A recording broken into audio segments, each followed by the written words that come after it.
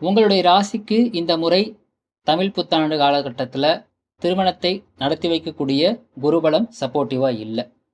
ஒருவேளை நீங்கள் திருமணம் செய்து கொள்ளப் போகும் நபருடைய ஜாதகத்தில் அவருடைய ராசிப்படி குருபலம் அமைந்துச்சு அப்படின்னா அதன் அடிப்படையில தாராளமாக திருமணம் செய்து கொள்ளலாம். அவருடைய ராசிப்படி குருபலம் வந்துருச்சு அப்படின்னாலே திருமணத்தை கொடுத்துரும் அப்படிங்கிறதுக்கு உத்தரவாதம் கிடையாது அப்படிங்கிறத புரிஞ்சுக்குவாங்க. அவருடைய ராசிப்படி ஜாதகத்துல திருமணம் நடக்கக்கூடிய தசாபுத்தி கண்டிப்பா கனெக்ட் ஆகணும். நம்பர் 1. நம்பர் 2, அவருடைய ராசிப்படி ஜாதகத்துல திருமண அமைப்புல ஏதேனும் தோஷம் இருக்குது அப்படின்னா அதற்குண்டான வழிபாடு பரிகாரம் பண்ணிக்கிட்டீங்கன்னா இந்த குருபலம் மூலயமா உங்களுக்கு திருமணத்தை நடத்தி வைக்க முடியும். அதாவது டிராஃபிக் இருந்தாலும் உங்களுக்கு நீங்க போய் சேர வேண்டிய இடத்துக்கு போய் சேர்ற மாதிரி கணக்குல வச்சுக்கோங்க.